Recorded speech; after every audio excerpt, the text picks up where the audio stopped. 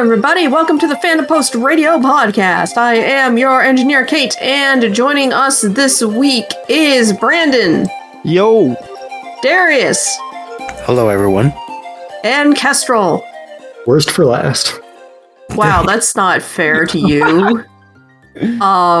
Kane is possibly incapacitated, and DJ, well, we all know where DJ is. He's off running his game. So, we have convened to discuss with the gentleman who attended it, the biggest. Is it still the biggest, the con? Oh, by far, yeah. Yeah. See those crowds? Several times bigger than the next few combined. The biggest anime expo in the country. And my only impressions of it was from a very distant bystander and a photo of the floor when somebody said the fire chief was not letting anybody else in the building, which was a terrifying image. Yeah. So I can't wait to hear from you guys what, the experience actually was. Yeah, so I guess we can kind of talk about the logistics of the con and the problems therein before we get into any specifics. Anime Expo is it's sold out, so they did cap it at least. I don't think they. What did you say? Theoretically, but yeah, go ahead. Yeah, I don't know if we know what the attendance was or what their attendance cap was. I assumed it would be something like their max attendance the last time they had it, which was 115K.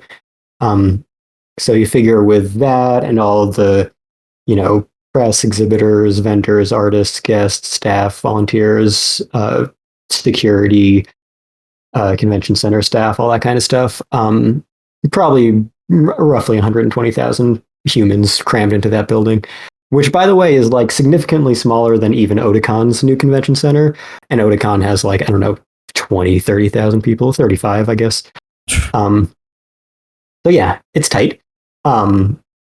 That is the thing that happened, apparently. I was already inside, so I wasn't affected.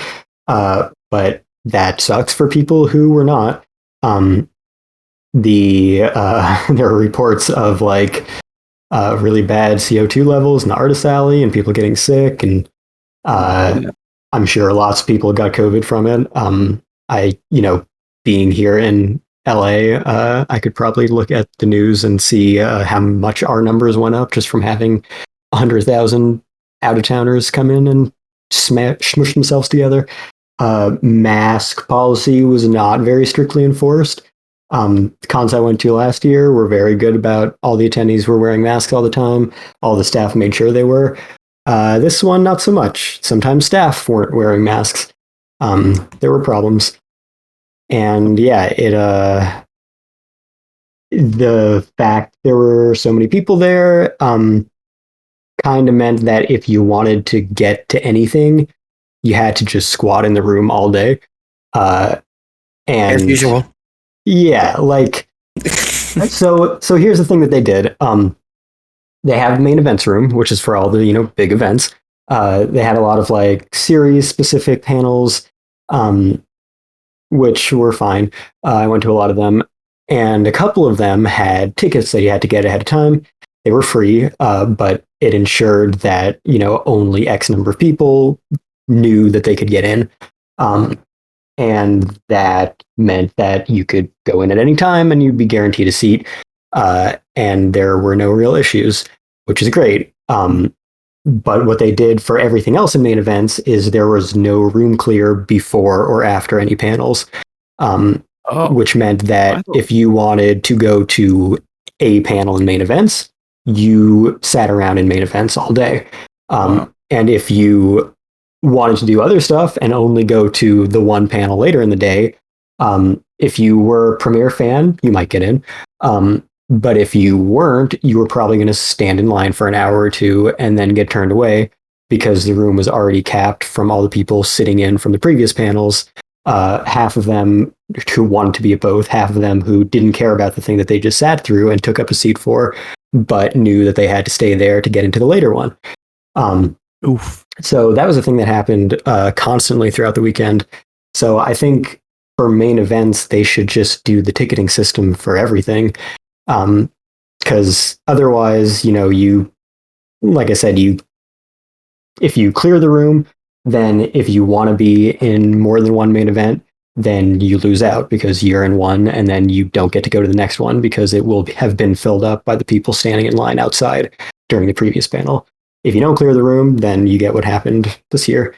So probably just have tickets. You're guaranteed a seat. If you get a ticket, maybe have it so like you have to get there on time and you can allow a small overflow line outside just in case people don't show. And then, people can come in, take up any remaining seats. And if you get there with your ticket and there aren't seats taken up, then you can still get in, whatever. But yeah, that sucked for anyone trying to get to anything ever. Yeah, that was basically my Anime Expo experience. Well, I can't exactly disagree with you on that. I had a press badge, so and sometimes I've often said that without like in press or industry or exhibitor badge, something like that, Expo has been a problematic convention for an average attendee. Getting into anything has just been very, very difficult. I would have to say, it sounds like with what you just described for main events, it sounds like they took the San Diego Comic-Con method for Hall H, where basically all the stars come in, do their presentation, and leave, and everything. People just kind of squat. Right. So I was able to get into a lot of the stuff that I really needed to get into. So they say, hey, I'm here to write about XYZ, and I got into several things like that, and admittedly, it wasn't too bad. I can't really speak to the whole thing that happened with the artist alley, but seeing people type about it on Twitter is quite telling. So that's something that AX really should take a look at and say, hey, maybe we should try to really, alleviate what they're going through if they're really that upset about things. We got into a good bit of news, some fun news, and I got into a couple of private events and everything throughout the weekend. As I wound up doing like about 3 or 4 jobs practically during this whole con. It was wild. I in addition to covering for Fandom Post, which I will have a write up on very soon, I wound up helping as a favor to a friend at ANN. I wound up being a cameraman for one of their correspondents. So basically, so she could have her TikTok and everything. So I'm walking around carrying my camera and my laptop, helping her out a little bit. So that was a trip. And then get to the Right Stuff panel. I wound up being their cameraman. So hey, we need somebody to help with our live stream. Like, okay, all right, I'll hold the camera, do your thing, man. So I wound up doing that. I feel like this always happens. I remember being at a con where you got roped into being Right Stuff's cameraman. Yeah, this has happened a couple of times, yes. Hey, Darius is alive, he's breathing, and we actually trust him. Like, okay, shoot, go ahead. I like you guys. The danger of being reliable. Yes, it is pretty much. It's a hard luck life for me. Anyway, so yeah, I got in this. It did get me into this one interesting event. This thing, the Gundam private lounge thing inside what they call the AX in Lounge 21 Plus. Bandai Namco, they had these big Gundam statues, and this one where they took it over and were touting their products, most notably the new Gundam game, Gundam Evolution, the 6v6 game. And people could go in and buy models and everything and build them right there and have something to eat and try out their game and everything and listen to a few presentations. It wasn't too bad. It was kind of cool. I'm sorry, go ahead. No, I was saying that's neat. So they actually had people just like building Gunplas they were buying right in the room. That's cool. Yeah, it was. After I get the write up, then I'm gonna make a video of everything I see, and I took some shots of it. It was kind of fun to watch. I don't know how to build models very well. I still got a Gunpla model that I bought like 3 years ago. I still. I'll get to it eventually. Yeah, I understand that feeling way too well. I've built many a high grade Gunpla in my day, but I have at least like 3 or 4 like master grades or other random stuff just like piling up, and it's like they've been staring at me for years, and I'm like, oh, someday I'll be good enough. But yeah, mine's just how it goes. A basic thing. It's just I'm a RX-78. Could you like get to me? Like, okay, I'm the main guy. Come on. Help! Amro needs me. All right, sit there, kid. So, what else? Let's see. I made it to. Let's see. Let's see. I know I ran into you, Castro. I met you and the nice lady at was it Production IG? Nice lady. Yeah, at the end of that. Yeah. Who was the nice lady? My wife. Oh, okay. I always try to give props to her, Yeah. But yeah, and that was fun. It was like, oh, there you are. Yeah. We were wondering when we are going to run into each other. Yeah, I know I'd see you eventually. We went to Production IG's panel, and let's see, that was fun. I got dang! Aramaki-san to sign my book. I actually got from the what do you call it? What do you call that thing? The Maddox 01 Kickstarter for Animego. If you ordered their Kickstarter for Blu-ray, you had the option of getting this gigantic art book, and I got him to sign it for me. And I was like, yay! I'm in heaven, fanboy heaven, yay!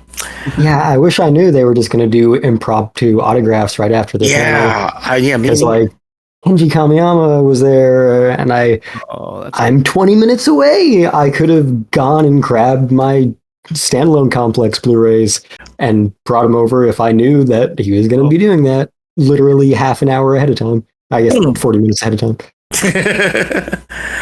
Yeah, it was good to see them again, and also Maki from Production IG, president of the Production IG USA. I briefly got to meet the president, I feel bad, but I can't remember his name now. Ishikawa. Ishikawa. Thank you. The I in IG. The I in IG. Yes. How did I not know it was like an acronym for the name? I didn't know that either. They've mentioned it every time they come there. It's like there's one's the I, one's the G, and yeah, they've come to AX a few times mentioning that. It was kind of cool. The Macross panels. We'll get into all the news specifically. Yeah, go for it. Yeah, I'll wait to talk. But like, just all in all, I would agree it was a decent con.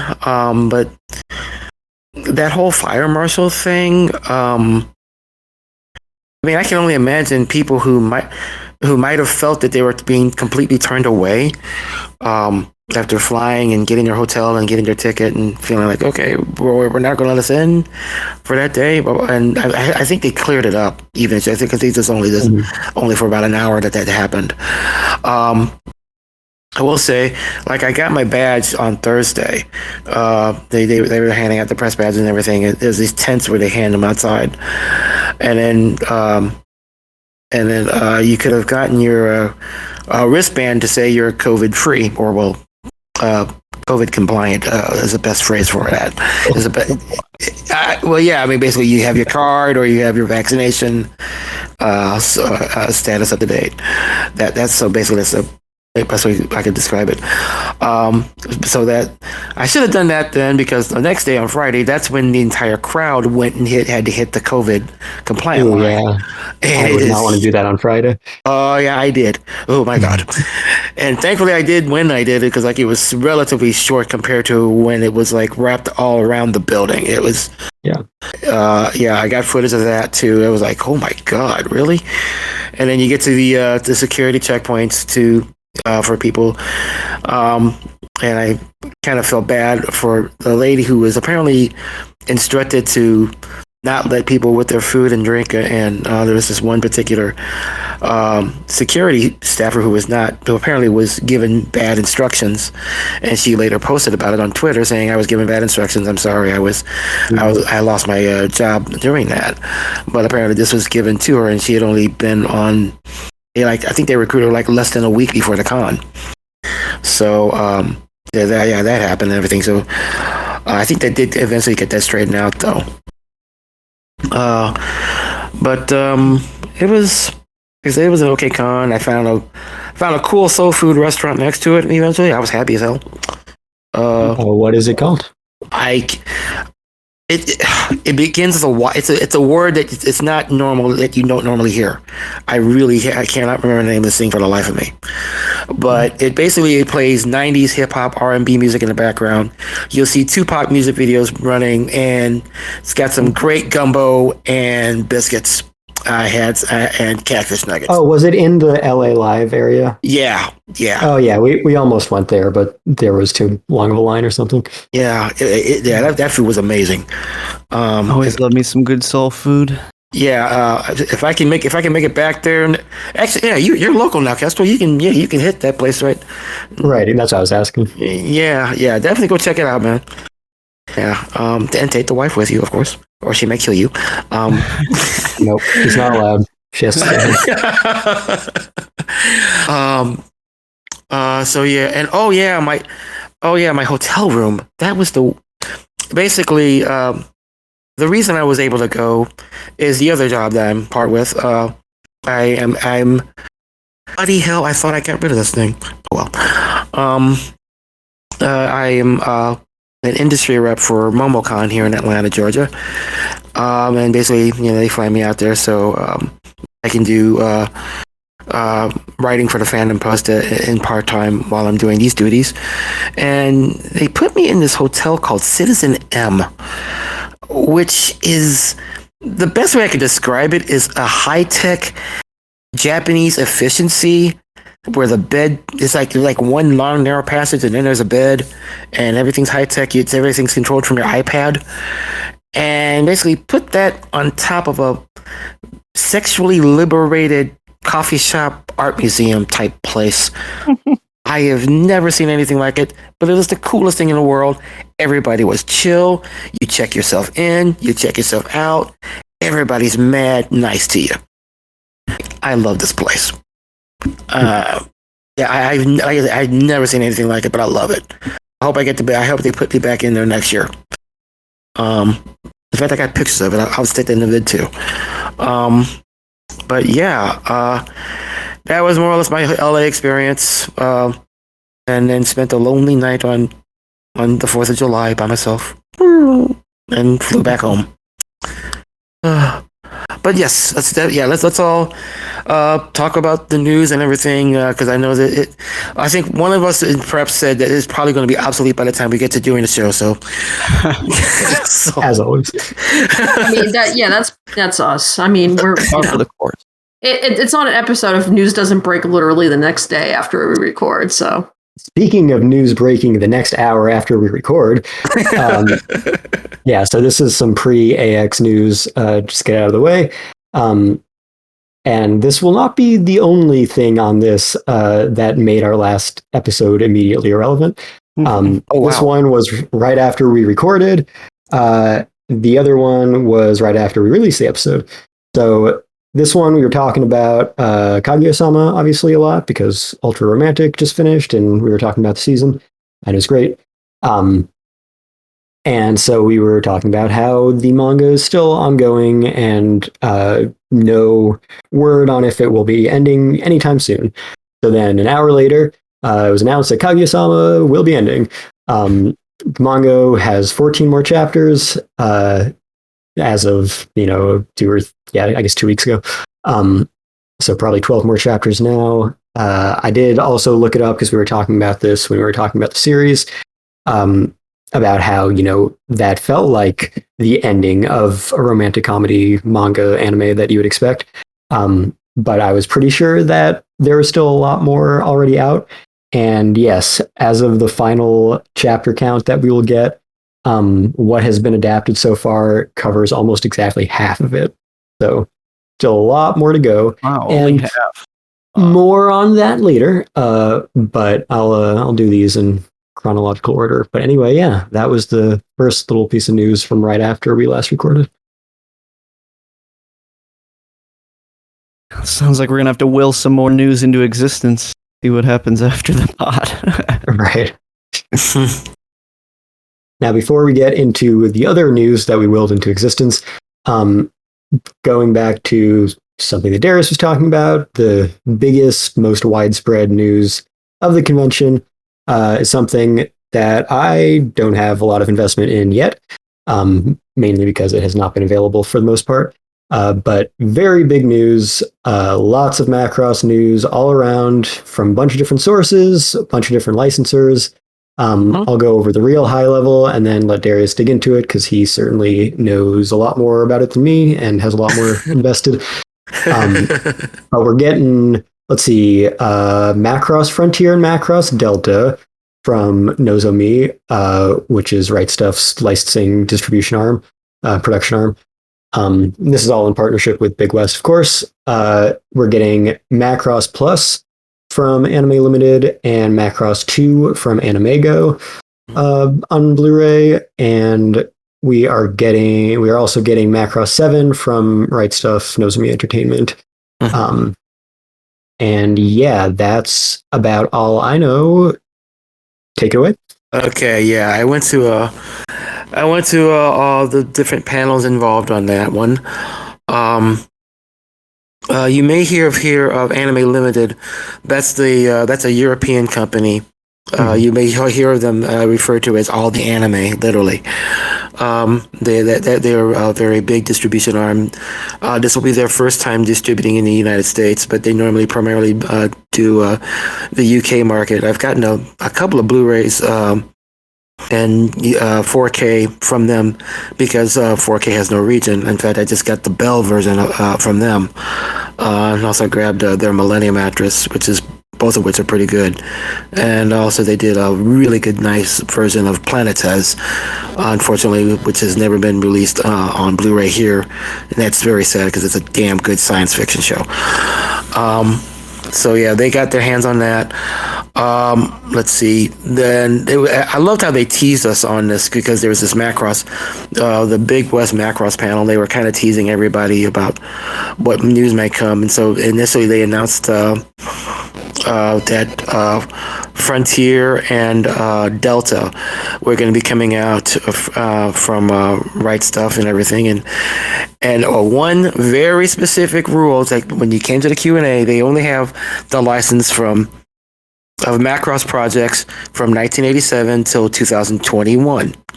In other words, anything before that, with any Macross material produced before then, they could not talk about. They specifically said that, say, don't bother asking. So, my friends, anybody who is interested, who's actually after Do You Remember Love the Movie or the original TV show on Blu-ray, I will have to address that in a second at the end of this segment. But they specifically said not to ask about that.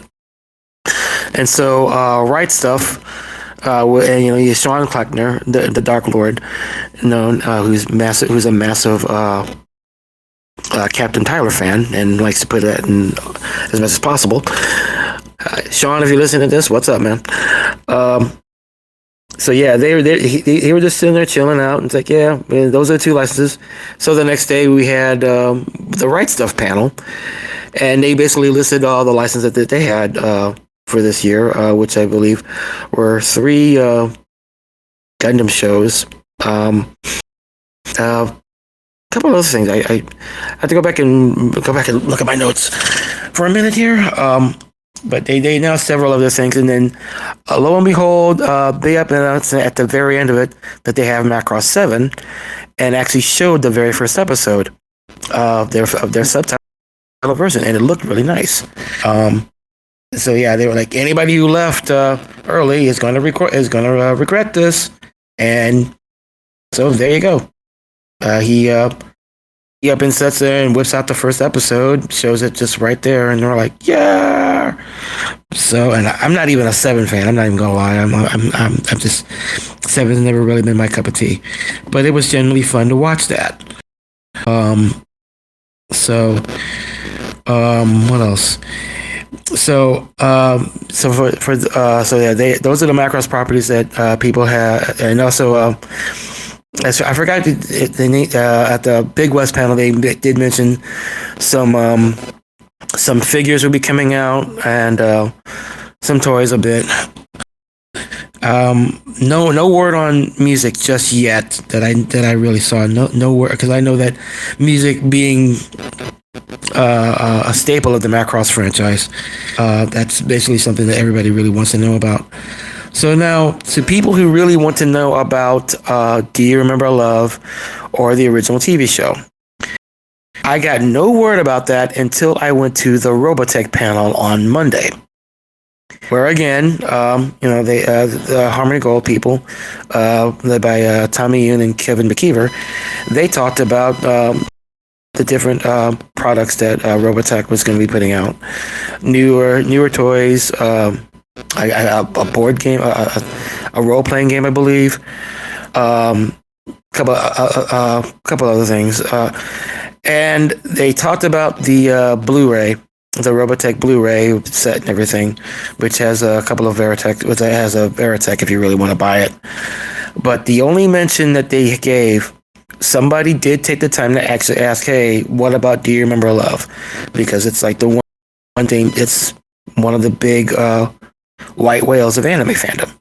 And Kevin McKeever directly said, there are many moving targets in regards to that one film. As soon as we can actually nail every single one of those targets, we will actually be able to talk about that film and that TV show directly. So make of that what you will, but that was more or less the gist of what he said. So we may have to wait a while. So see, I that is actually one of my absolute favorite films of all time. So like you, I'm in a little pain waiting for it. But I am happy to see some of the other sequels announced and everything. The only one, it just hit me, the only one that's not been announced or touched upon is Macross Zero. Not sure why no one's mentioned that yet. Maybe we'll get that one sooner or later. But yeah, that's how that all played out on the Macross scene. So I will note that Anime Limited has actually done a few US releases. They did Bartender and Be the Beginning previously in the US. They did Bartender? Oh wow, that was good. Yeah, that's a pretty good one.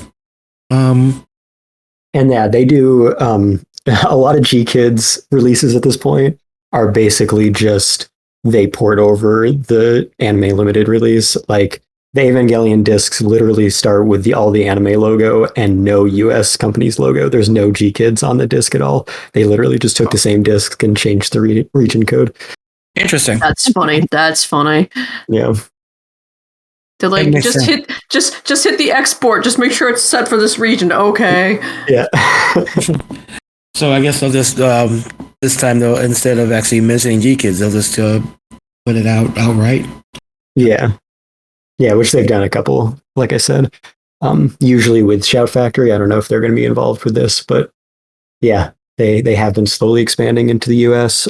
They got Miles Thomas, who was Crunchyroll's guy forever. He's their marketing guy in the US. Yeah, he was there to talk about things a little bit. Yeah, Miles was there. He's a really cool guy. I didn't even know Macross went up to 7, but Honestly, it's one of those like super It's not robust like- things that It's not. eluded me. No. It has that name for a reason. Basically, Macross 7 is about like a few decades after the original TV show.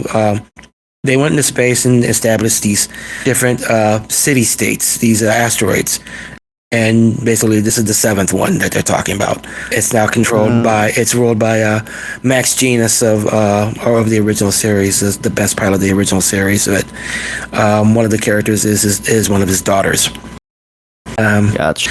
So it's like the colonies in Gundam. Yeah, basically. Okay. And The series has eluded me for a while, but I would like to get there someday. which one?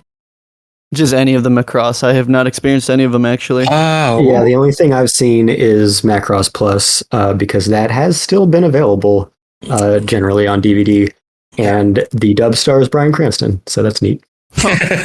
yes, he is a And that was like the original manga directorial debut of Watanabe, and had music by Yoko Kanno and all that. So yeah, The it's a good 90s, little 4-episode OVA to watch. 90s were a fun time. Oh, so much fun. But I'm looking forward to it.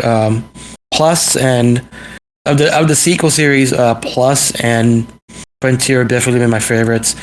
And let's see, Macross 2. That is one of the weirdest things to say. I mean, for the longest time, it was taken that it's out of continuity. I mean, literally,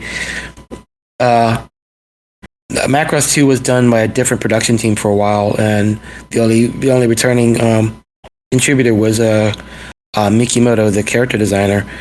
And then after that, Shoji Kawamori more or less took over the franchise, and there was this video at the end of the Japanese release of Macross Plus. There was this thing called Macross: A Future Chronicle, which listed all of the properties up to that point. And they literally specifically said Macross 2 was in a parallel universe, and it didn't exist. And then recently, the most recent show, Macross Delta, said that apparently Macross 2 did happen, and it is part of the continuity now. I'm not sure how that works, but that's more or less the state of things right now. We love when the creators don't even know what's canon and what isn't. Yeah, So on the latest Star Wars show, anyway, yeah, exactly. Oh my goodness. ooh, did I strike a nerve? Yeah, I did. But yeah, I'm very much. I mean, this is basically a time that I did not ever foresee us ever getting to. So I'm super happy that we are getting to it. I'm very happy that we actually get to see some of the. Excuse me, if we get to see these and my hiccups at the same time, and a lot. I've been collecting anime a few decades, unfortunately. Okay, I'll spell it. I just turned 50 on last Friday, so. Oh, damn! Happy birthday! Thank you. Big 5-0, nice. Yay. So right after this podcast is over is when I expect the heart attack to commence. Nice knowing you guys. I have to make the will out right now for you. Anything that y'all really want, I'll write it out right now. Okay. A dangerous suggestion. Mhm. I need an inventory. Sure, hold on. I'll send you a memo. Okay. Nice. So this is something that I honestly did not think that we would ever see. So I'm actually mostly happy, but I'm still wanting my DYRL. I just want a legal copy. I genuinely do want one. But reflecting on it, in the last few years, we've gotten stuff, basically white whales I never thought I'd see. Macross, Megazone, Future Boy Conan of all things. Yeah. That's a very big white whale. So you got Discotech just every other month they say, okay, we've got a new way to take away your soul, and they whip it out and say, yep, there goes my soul. We know you want it. Yeah, Sign the contract. yeah, yeah. So, as far as the state of anime goes, for old schoolers, it's still pretty good. There are things I still want, but I'm generally happy. And I'm happy to also. Oh yeah, I actually wound up doing my own panel at AX. Like the first time I ever. I'm sorry.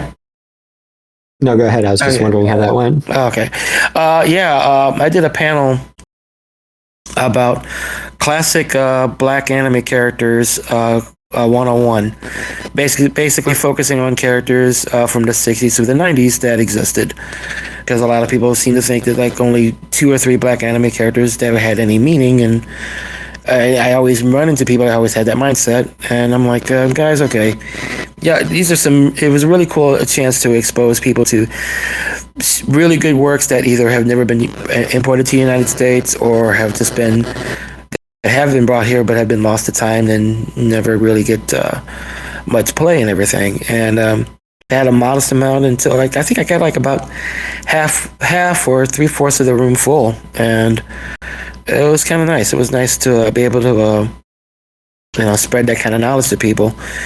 And for those who think otherwise, that it's probably not too many, I actually have enough material for 2 such panels of that. So assuming they allow me back, I will do an anime characters panel 102. So that was genuinely kind of fun. Nice. Yeah. So let's see. And I'm veering off because I should let I'll let y'all talk about more. There's more with the news and everything that I'll be able to touch a little bit on. But yeah, go ahead, man. There's some cool stuff out there. Yeah. So that other bit of news that immediately invalidated something that we said on the last episode, right after we released that episode.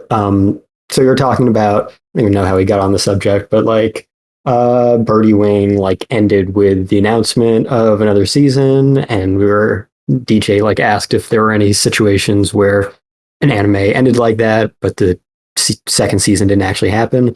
And I brought up Panty and Stocking and its ending, and how it was, kind of a big troll ending, and people were always wondering if we'd ever get more Panty and Stocking. And, the year after it came out, all the guys who worked on it left Gainax and formed Trigger. Trigger has never had the rights to the original series.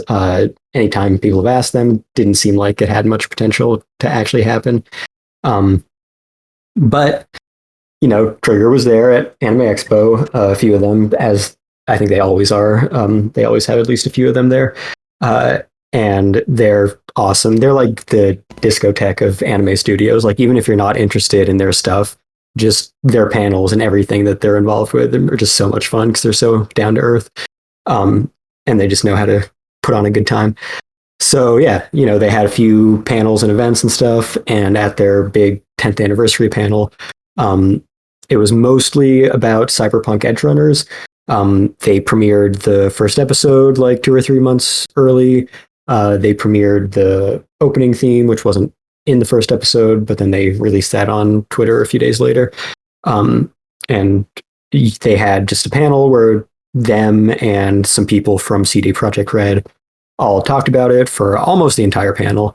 And then near the end, they announced something that they kind of alluded to when someone asked in their live drawing panel the night previous if we would be getting any more like Gridman stuff. So they announced a new Gridman project where Gridman and Dynazema, whatever it is, would both be in it and would be combining and whatever. I haven't seen any of that franchise, but people are into that, so that was cool. And then they're like, all right, that's our panel. Thanks for coming. And then walked off stage and played this teaser that... So I have been listening to the Panty and Stocking soundtracks constantly for the past 12 years. I love those soundtracks so much. They are like my favorite electronic albums in existence. That's why I've always loved Teddy Lloyd so much for the past 12 years. And he was like my almost highest priority guest the one year I went to Anime Expo previous, and I've seen him in other conventions since then. But I love the work he does so much on those soundtracks. So I listen to these all the time. The second soundtrack is mostly songs that weren't actually used in the series, and most of them are just like remixes of songs from the original.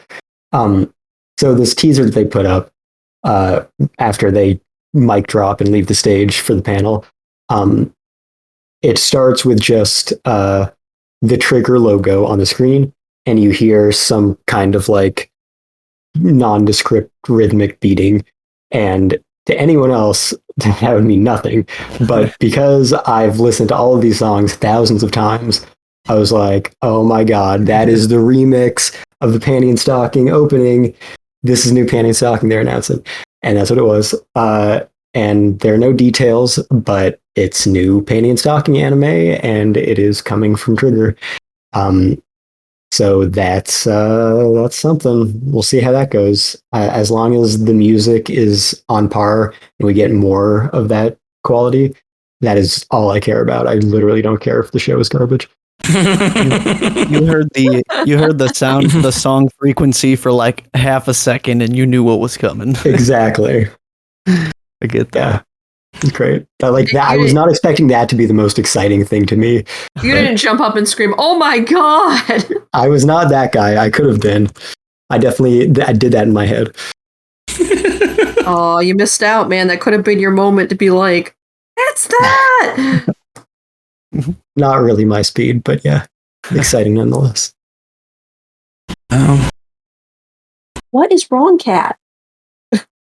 Hey, Kate, we're recording a podcast. I know. The cat is in here screaming at me, and I can't figure out what the hell's what. Big Panty and Stocking fan. She is. Yeah. She's huge Fanny and Stocking fan, aren't you? No, you can't. Yeah, thanks for walking right up to the mic and meowing in it. You're great. Management wants a word. Management definitely wants a word. She's just like ignored me for hours, and now she's just like, pay attention to me. Go, cat, go. Anyway, anyone have anything to say about this announcement other than Kate talking to her cat for 5 minutes? I mean, Sorry. I mean, aside from like the music and shit, is anybody really into that show? I fucking love that show. I mean, people are into everything Okay. Trigger adjacent. That's so, true. yeah. That's true. No, I'm sorry. I absolutely love, and I remember. I think it was at Central that they were talking about the dub team was talking about it. They literally, I think it was Funimation. They literally were talking about how they produced the dub. The Japanese asked them to insert more swear words so they could learn more swear words from Americans. And so That makes sense. Yeah, so it's actually one of the best damn dubs I've ever heard in my life. I just crack up listening to it every time. And also the Transformers episode is off the chain. I'm a giant Panty Stocking Garter Belt fan. So and I've actually, in just watching the reaction of people who've been into the anime fandom for like a decade or so, just watching them just blow up. It's like, they're going nuts. They're going nuts. Like, some of the older cosplayers, they used to love cosplaying Panty or Stocking, and so they, I get to dress up again. Blah blah blah blah. There's still tons of Panty Stocking fans, and a lot of people that were like, "Why isn't this show on Adult Swim? It's perfect for it, even if it's a little too risque at times." And we've always wanted to see that. So I don't know. Maybe this could lead to that finally happening. If the powers that be will it. I guarantee you there are still people that loved Panty Stocking Garter Belt. It's just it's too goofy. Like that discotheque parallel. Again, if Trigger is involved in anything, there will just be like 10,000 fanboys who are just like, yeah, fuck yes. Yeah, I'm one of them. I'm not gonna lie. Yeah, I was really into it when it came out, because I was really excited for the next Gainax Imaishi original. I guess the only other one after Gurren Lagann, other than Gurren Lagann. So, I was really into it when it first came out. It was in the fairly early days of simulcast on Crunchyroll and everything, so that was cool to follow that. And yeah, like I said, I just fell in love with the music. It is a very interesting, creative production. Like, it's not like any other anime, and in addition to just its normal, more Western animation influenced art style, it goes through a lot of different animation and even live action techniques throughout its run. So yeah, it's a good little experimental thing to see the Trigger Boys shit post in. And yeah, the soundtracks have kept me going for the past 12 years, and it definitely leaves you off wanting more. So I think, distance makes the heart grow fonder. So if this was announced 10 years ago, it would probably be not quite as exciting, but coming now, after Trigger has been their own entity for a decade, getting to see them able to return to that on their own terms should be exciting to see. I'm sure they'll do more creative and original things with it. It just hit me like now that so much has evolved with the whole in the anime dubbing world, with Funimation's now gone. It's now been morphed inside Crunchyroll, and I really hope if assuming that it is released here in the West, I'm wondering how things will work, because, like I said, the dub really was crafted in a very unique way for your first series. So I'm not sure. And I hope that they'll actually get a chance to. I hope that circumstances will allow the correct personnel to have a chance to really bring that type of quality back for this one as well. Yeah, their dubbing operations are completely unchanged. All that changed was they swapped out the sign on their dubbing studio to say Crunchyroll, but it's still all the same people in all the same positions. Still getting emails from Funimation.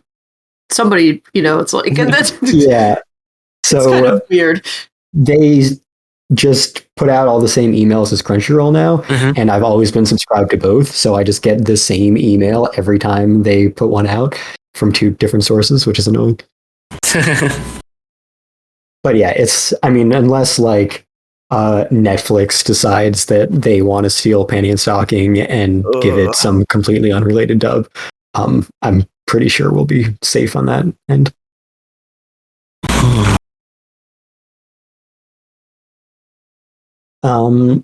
Yeah. Also, Panty and Stocking is about two badass women voiced by Jamie Marchi and Monica Rial, and one of the villains is a pervert voiced by Vic Mignogna. Anyway, moving on to the next piece of news.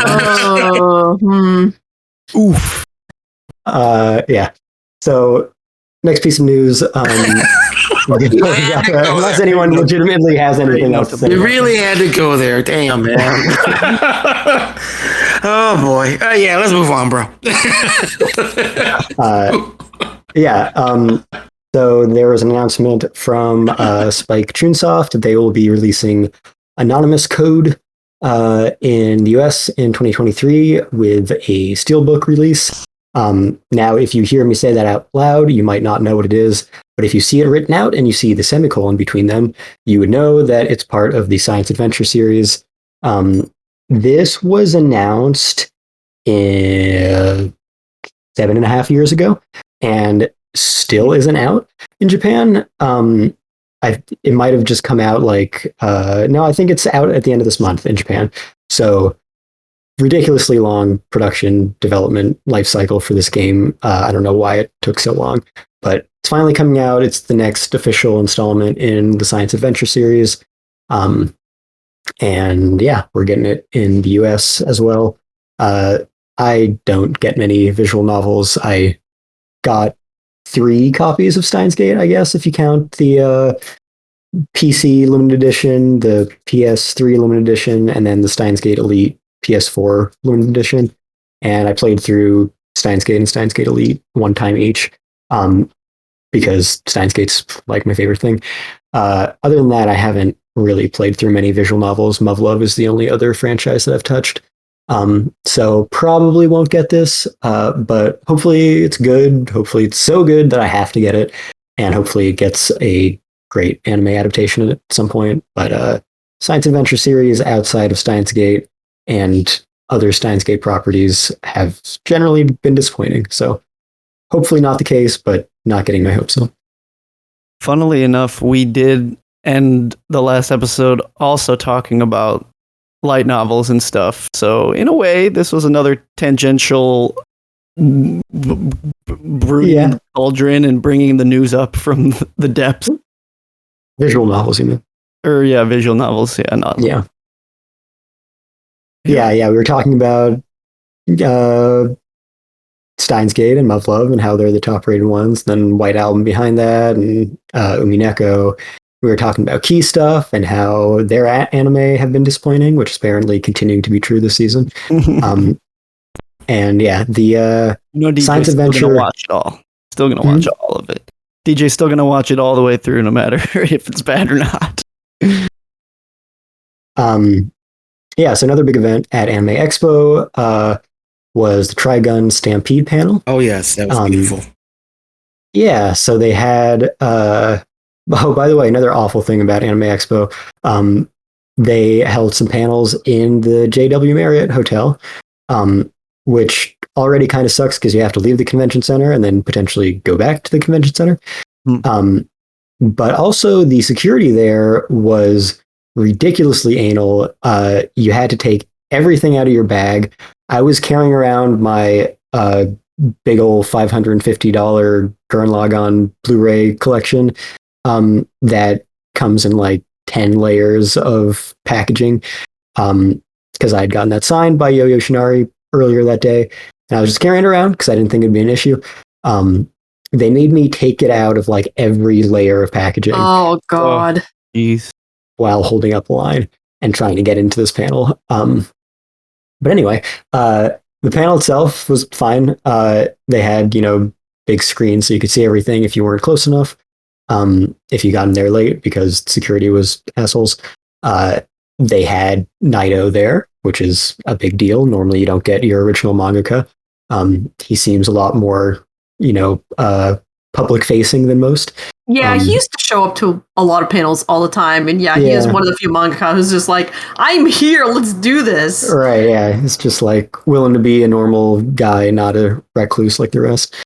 So that's cool. He was a nice addition to that, obviously. And they had some people from Orange there, producers and whatnot, some art director or something.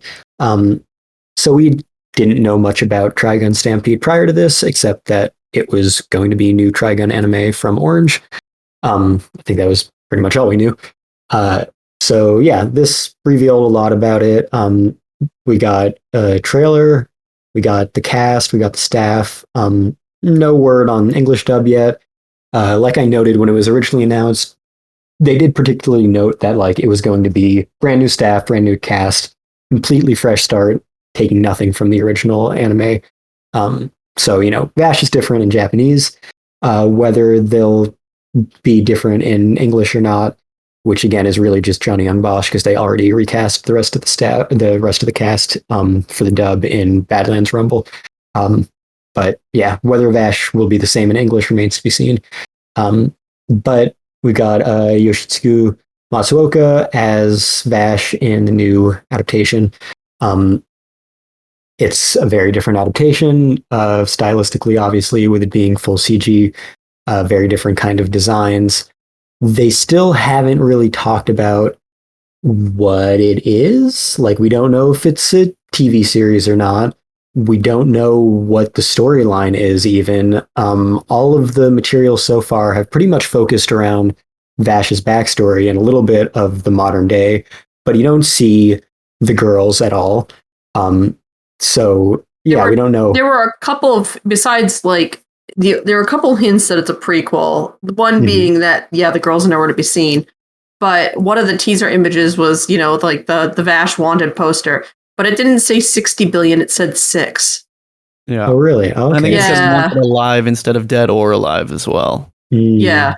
So Gotcha. that all seems to be pointing towards prequel.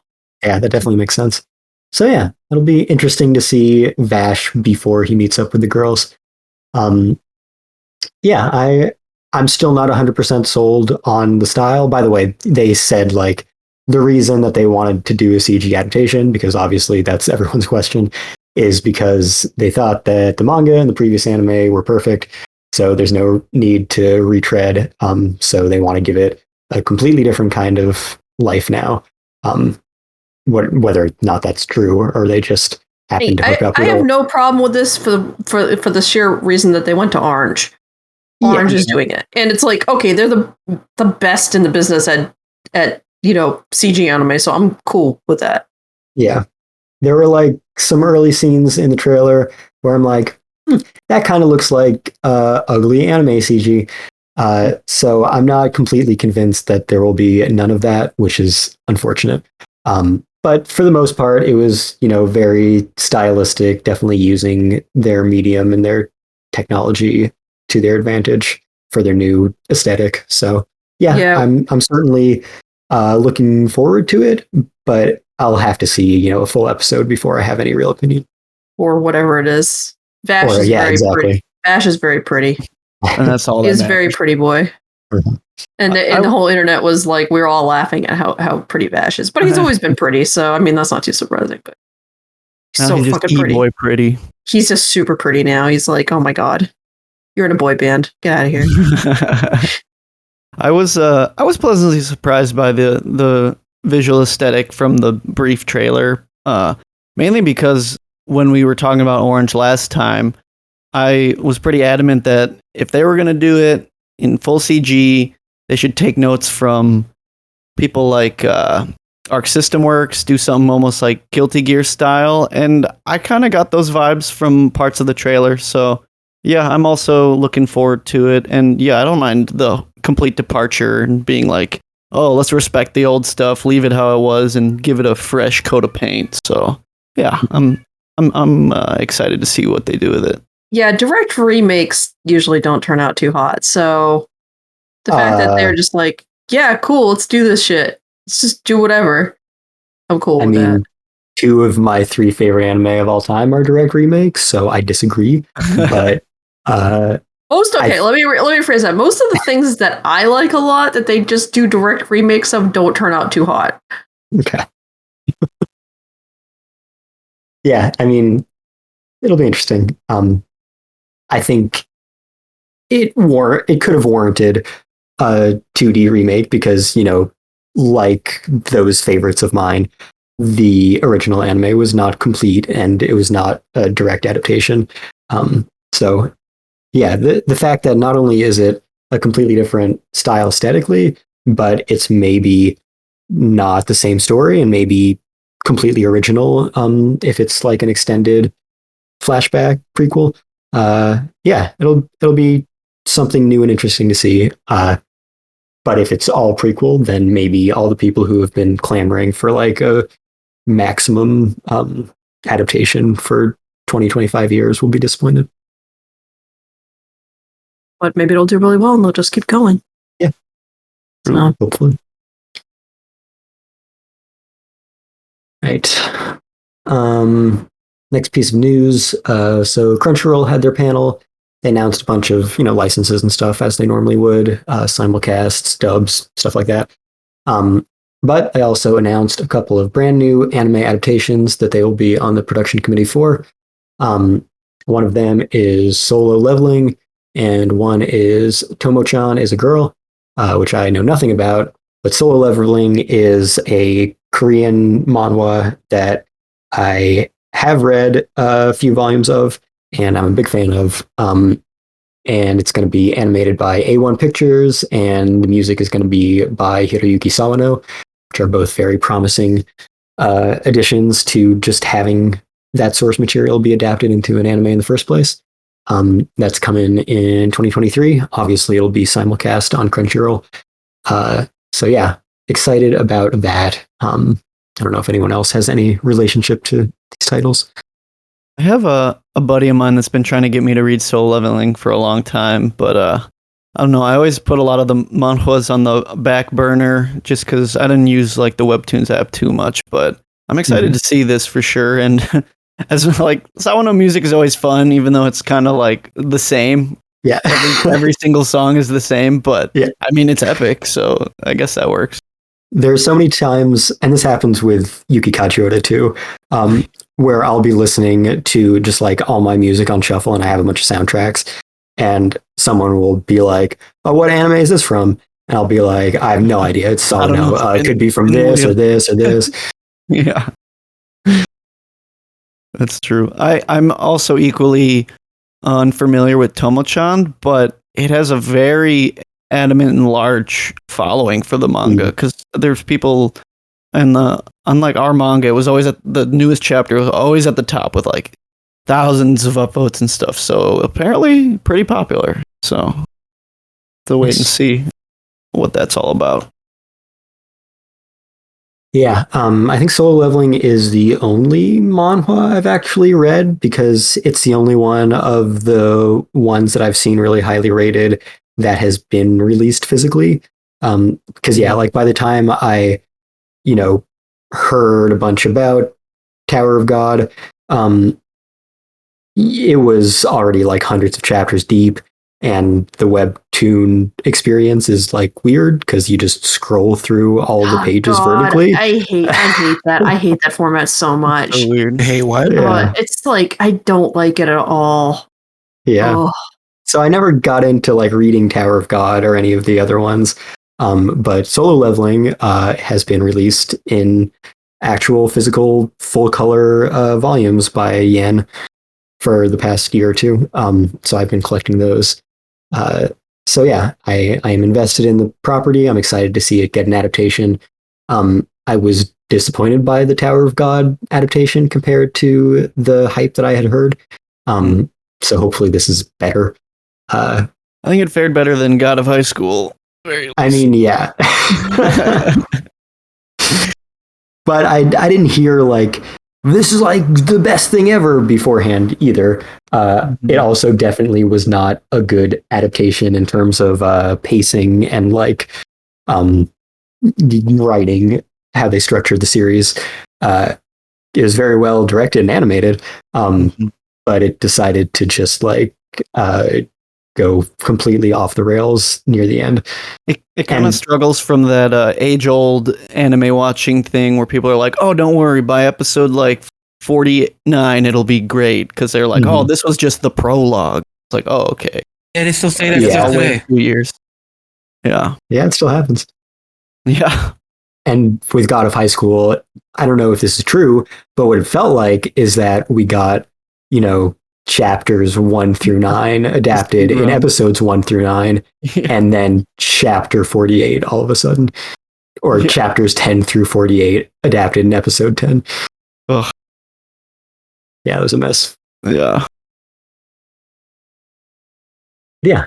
Hopefully this is better and longer. Like, I think that's part of the problem is that Crunchyroll's last 2 webtoon anime were both like 12 episodes. And I think Tower of God just ended before it could get really good. And God of High School tried to cram too much in, which are 2 classic problems that happened. Yeah.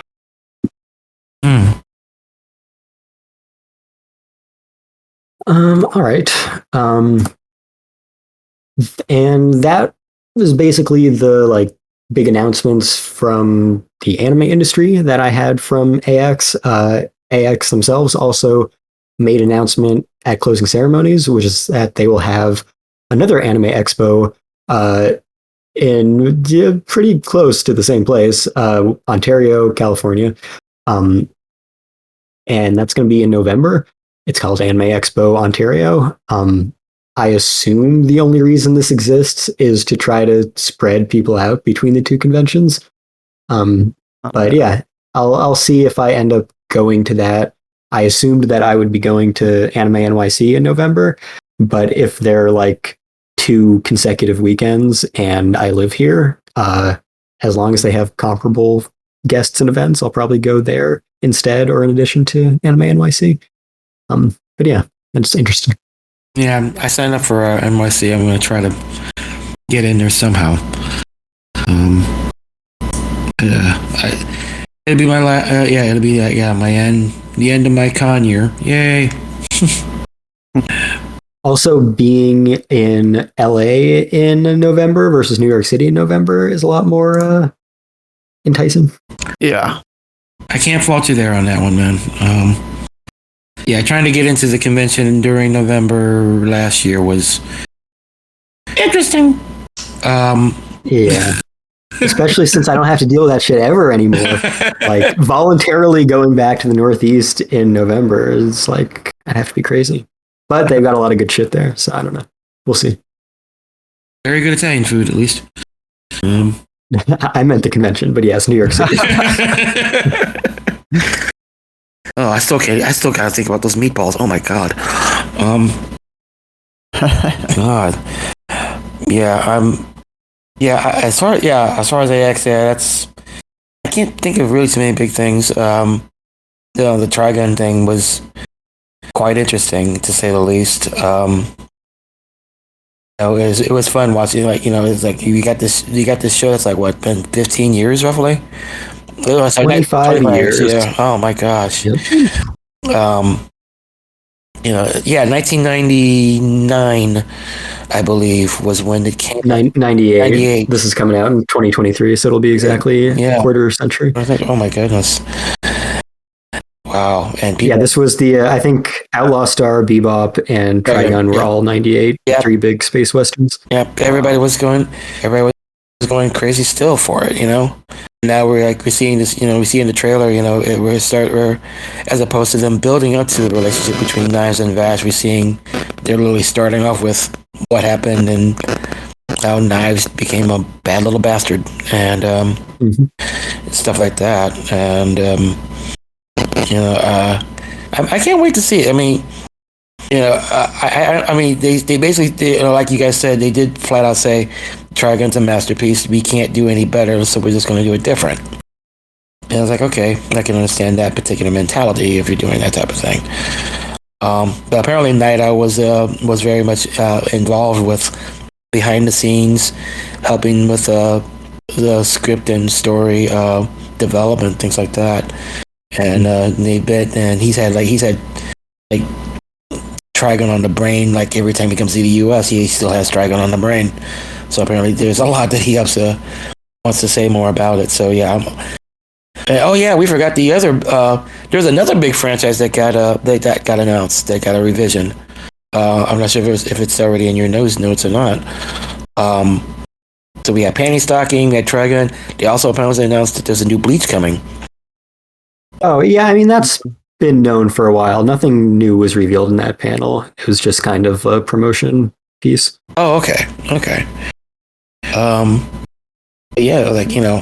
Everything old is new again. In terms of the quarter century wait for new space westerns, we got the 3D Trigun, we got live action Bebop. Oh, so which got an Emmy. This is my big brain guess that we're gonna make come to life. Outlaw Star K-drama. just you wait. That would be something right there. Oh, God. I don't know what kind of something, it would be something. But something, yeah. Oh wow, Bebop really did get an Emmy nomination. Yes, it did. Wow. What? Yes, it did. For the opening. Oh. Literally the only good thing about it. Okay. And literally the only good things about that opening were taken from an opening that's been around for 25 years. It's just a rehash of the. Okay. The one thing they stuck to from the original. Yeah. Like, not even a very good rehash of that. Anyway. No, it's not. Oh. Like they just took the original opening, which everyone loves, and then just threw some live action scenes on it that make you immediately realize that this was not going to work in live action. And that's the opening. Yeah. I guess I'll save that to the end. Actually, there's another piece of news I'll add on to this. But yeah, the other panels I went to were mostly just those kind of like, I feel like this is most of AX, or I guess just the stuff I go to. especially like main events, and when they don't have any big Japanese guests doing concerts or their own kind of panels or whatever. It's mostly just like, we're going to promote this one show that everyone loves. And I love those shows, and I went to a lot of those panels, and they were all right. For the most part, they weren't very substantial. The Bleach one was actually better than most, other than Trigun. Like, we knew we were getting a bunch of new stuff from that. The Bleach one, though, they premiered the new visual. They did that with Trigun as well. The new trailer, I think the first trailer for this new arc, which had a lot of content and looked pretty good. They had a bunch of messages from Japanese staff and cast. Ichio's Seiyu is fucking hilarious. He was hamming it up so hard. And they also had some footage of Kubo, who is not the Naito totally like public guy. So getting a bunch of videos from him was pretty unique. And they kind of alluded to the fact that he would be involved with this pretty heavily as well. And they didn't say this, but anyone who read the last arc of Bleach could kind of get the impression that his editors were making him drag it out for way longer than it should have been. And then the executive staff made him wrap it up way quicker than he wanted to, because it's like really drawn out and then rushed at the end. So he did confirm in a message that they presented here that he would be like contributing more content to the end of the series that didn't make it into the manga. That's nice. So that's cool. I hope they cut out some of the bullshit, because there's a lot of bullshit. And the last arc that did get adapted into an anime was, unnecessary and not a great arc. But I appreciated that it went pretty quickly because they knew the anime was getting canceled. So hopefully this improves upon it all, because although I'm like mildly excited for this new Bleach arc, it was a pretty bad arc, so I don't know why I am. So hopefully they make it better. Wow. Yeah, the end left a bit of a sour taste in my mouth. Just like the whole, like when you said there was bullshit, it's like the final boss, his whole thing was just being bullshit. It's just like, oh, Wow. I thought this happened, but then I saw the future, and then I many did the other assholes. thing. Yeah, ugh. Yeah, that was something. So yeah, hopefully Kubo gets a good amount of like you said, added content, but also just like editing it down in a more consumable format. Yeah, it's been like 5 years since it ended or something. You can take that time to reflect and figure out how things could have gone better. Did they happen to tease any kind of Burn the Witch stuff? Because I know they're like kind of connected universe thing going on, but I didn't know if they were going to try to tie them in at all. I don't think there was anything confirmed about new content. Viz like announced the Blu-ray and stuff. Not sure about any new content though. Okay. I'm sure the new Bleach anime will end with a teaser for more Burn the Witch, and then we'll get that fucking True. Bleach cinematic universe forever. Bleach multiverse. Yeah, everyone needs their shared universes and multiverses. Yeah, and what Darius said about Naito being involved in the new Trigun definitely makes sense, especially if it is kind of anime original, to have him, flesh out more of the backstory and Vash before Meryl and Millie. Mm-hmm. Yeah, I can't wait. I can't wait for that. I really can't. Oh, did you get to make it to Chainsaw Man? Yep, I went to that panel. That was another very exciting but kind of unsubstantial panel. Mm-hmm. Yeah, everyone's hyped for Chainsaw Man. I was hyped to be in that environment with all those really excited people.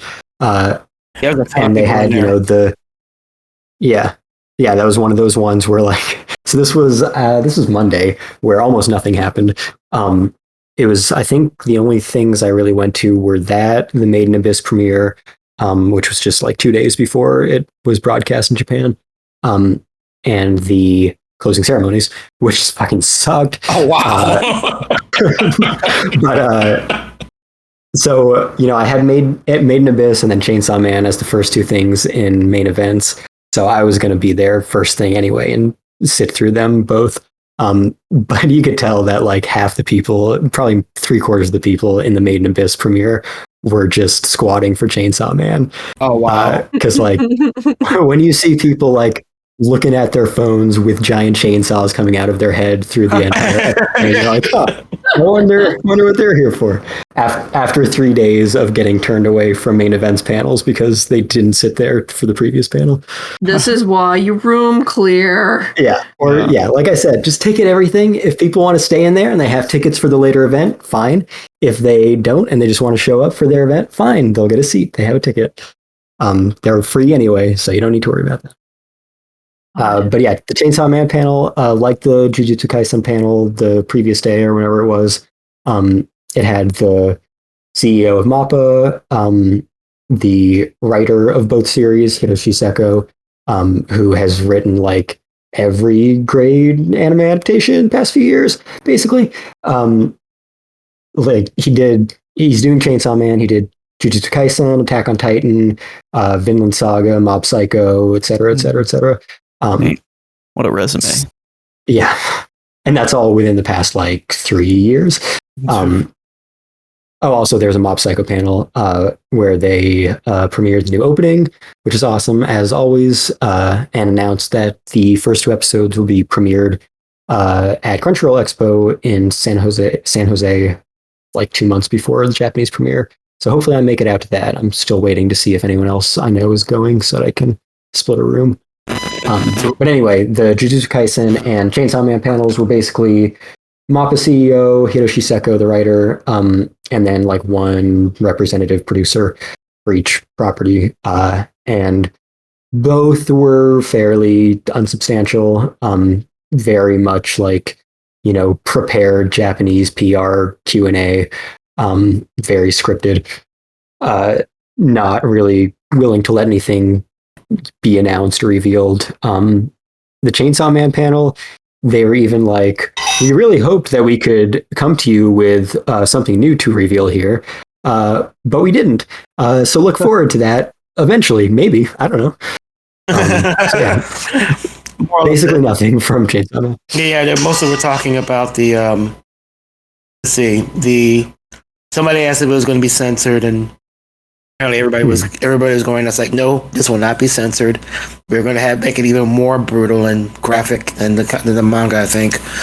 And they were really touting that and the approach that the person doing the music. Apparently, he's like a very big deal. Yeah, Kensuke Ushio. He's one of my favorite composers as well. He's done like most of Yuasa's stuff. He's done like Ping Pong, Devilman Crybaby, a bunch of others. And then he's also done on the opposite end of the spectrum, all of Naoko Yamada's stuff since The Silent Voice. So yeah, very eclectic resume on that guy. He's one of my favorite composers, so I'm excited about that as well. Okay. Apparently, I didn't realize just how popular Chainsaw Man was. Apparently, the latest manga came out yesterday, and everybody wouldn't shut up talking about it. And I'm like, okay, why is it? Okay, I'll have to go check this manga out one day. And instead, I whipped up the teaser for Texas Chainsaw Massacre 3, which is still the funniest thing in the world. Really, just go look it up sometime, and you'll realize that movie could never live up to what happens in that teaser. It just can't. And I won't tell you what happens. The teaser is just that awesome. But I just kept looking at that instead of this whole Chainsaw Man thing. So one day I'll actually sit down and actually try to read it and everything. But I saw a bunch of the cosplayers, so I knew it was popular as hell. Although I would think that having a chainsaw for a forehead would be a little self-defeating, but it is it's got to be one of the worst big hits to have a big cosplay following. Like having a giant fucking chainsaw coming out of your head is not the most practical cosplay. But yeah, it has to be the most popular anime that doesn't exist yet. Like probably for something that's never had an adaptation of any kind, there can't be anything as popular as Chainsaw Man is already. Yeah, when the Jujutsu Kaisen like fandom exploded when the anime came out, I was like, while Chainsaw Man was still going, I was like, oh my god, when this anime comes out, I don't even know what's gonna happen to the internet. Mm-hmm. And yeah, it's shown as much through how crazy the fandom is. Because like you said, the first chapter of part 2 came out the other day, and it was wild. But not even a full day after the chapter release, there are people making fan animations of the chapter. There are people making already like full-on cosplays, like so much crazy fan art. People are like staking their claim for who they're gonna simp from the first chapter. It's just a wild fan base. It's gonna go goblin mode when the anime comes out. Yeah, I would like to catch up with that manga eventually. I don't know why I didn't get into it when it was first running. But yeah, I think like Chainsaw Man was as popular as like a reasonable anime hit once the trailer was released. Like that little teaser, we still don't even have a date for the anime, but as soon as that was out, it was just the biggest thing. Yeah. So yeah, excited for that. Hopefully at Crunchyroll Expo they have like, I don't know, a date at least, like at the bare minimum. We're still hoping to get it in October, obviously, but the fact that we still don't have any confirmation is kind of concerning. Yeah. When is Crunchy supposed to come out in the fall or whatever? Expo again? Crunchyroll Expo is first weekend of August, so pretty soon. So it's like right after Otakon. Yeah. So it's like, and I can't make it to Otakon this year, so that's another reason I'm hoping I can go to Crunchyroll Expo. Yeah, I'm hitting Otakon. And then right before it is San Diego, and geez, man, yeah, this is like, you going to that? Oh hell no, I don't have that much. I don't have that much money. Yeah, I considered going in later years, not this year, but you know, it's only 2 hours away from me now, so I'll think about it. Yeah, I can't do it right now, man. It's like, I mean, this okay. It starts off with AX, and then 2 weeks later, let's say, San Diego, then Otakon, then Crunchy. Yike! Yeah, all within like a month. Yeah. And gas being what it is, no, can't do it. No, I mean, yike. And there's actually this one con I really wanted to go check out, and I can't. I couldn't get a badge for it because it's apparently like it's really hard to get into. It's like, dang it. What's that? It's called DreamCon. It's going on this weekend. And somewhere, I want to say it's in Dallas or something like that. I really wanted to check it out. But who knows? One day. And like, let's see. This past week it was BlurredCon, which so dang many cons, all in this one little cosmic cheese thing we call the month of July. I mean, jeez. Yeah, having AX, San Diego Comic-Con, Otakon, and Crunchyroll Expo in just over a month of each other is definitely extreme. Yeah. Yeah, you just gotta pick, you choose one or two at the most, and hope your wallet survives. And then after that, you wait for the next discotheque announcement, and then you go, shit. Okay, let's take out the rest.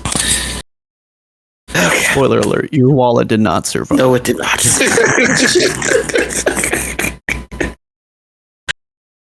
It's over, Prime. All right. If we have any other thoughts on AX, we can circle back to them afterwards if we have time. But run through some more announcements outside of AX. So Stranger Things is a small show, very obscure, not many people are into it. So that the second half of 4 seasons came out, and the next season is going to be the final one. and the creators have announced a new production studio under the Netflix umbrella called Upside Down Pictures that's going to be working on some Stranger Things spin-offs, but also several other projects for Netflix, including a new live-action Death Note adaptation. This one will be a series, but we are still getting the live-action Death Note movie sequel also from Netflix. So that's weird because it's going to be completely unrelated to that. Netflix Yeah. doesn't know what they're doing anymore. Let's just be honest. Yeah. I mean, I'm kind of surprised that a new live action anime manga adaptation got greenlit from Netflix after Bebop bombed and, their shares went down, their subscriber count went down. They canceled so much nerd stuff. Fired so many employees. Yeah, Fired so many employees. yeah, a lot of the. I think they literally changed the head of animation. at Yeah, Netflix. the anime overseer, he was laid off, and a bunch of he announced that one day before AX. It blew my mind. I'm like, wow, really? So yeah, I can never tell. But then the thing is, though, during that same period, we just got a new Bastard anime that everybody's liking. Okay, so another panel that I sat through was the Warner Brothers Japan panel, which was right after how Production was IT in the that? same room. It was just like the Trigger panel was mostly Cyberpunk. This panel was mostly Bastard, and man, it looks like shit to me. Maybe I would feel differently if I watched a few episodes, and maybe it's like so bad it's good. But God, that's fucking cringe. Yeah, other than that, they announced like Stone Ocean's coming back in September, which is, slightly earlier than it could have been, which is nice. They released a new trailer for that. That's kind of all I remember. They talked about one or two other Warner Brothers properties that I didn't really care about, but it was mostly Bastard. Okay. And I kind of wish I didn't sit through that. Ouch. The fact that they focused on Bastard and not Stone Ocean is sad. Yeah. Stone Ocean literally being in Netflix jail right now. It's Netflix jail. I think it's probably because they know that everyone's there for JoJo, so they got to save that to the very end, and then the properties that they want to actually promote, they're going to fill up the rest of the time, so people have to sit through them and, get interested in them. That seems to be the strategy here. yeah. Interesting. But yeah, I think they started off with being like, there's JoJo stuff at the end. Now here's 45 minutes of Bastard. Oh my goodness. Interesting. Yeah. Glad I had something else said. But yeah, the Death Note live action movie, I guess, did well enough, probably mostly from like hate watching. Because They got not only is it Morbius. getting a sequel, huh? They got Morbius. It's just like, oh look, everyone's laughing about it. It did great, right? Right. More. They're like, people love this. It's like, no. Re-release. They're literally making fun of you. I think they know that people hate live action Death Note. This might be like, they're doing the sequel to get more hate watch and meme watch. And then I guess they're doing the Duffer Brothers adaptation. Or I don't know how involved they're going to be. They're producing it. So they're not necessarily like writing or directing it. But they're probably doing that one in the hopes that they can do it right this time. But it's very bizarre to have two separate simultaneous live action adaptations of this property. But I guess if anything was going to have it, it would be Death Note, because Death Note has like 100 unrelated Japanese live action adaptations already between series and movies. They should honestly just let what's his name play Ryuk in both of them. Mm-hmm. Yeah, Willem Dafoe. Willem Dafoe, yeah. Yeah, it's like how, you don't cast anyone but J.K. Simmons as J. Jonah Jameson. Yeah, exactly. This is true. This is very true.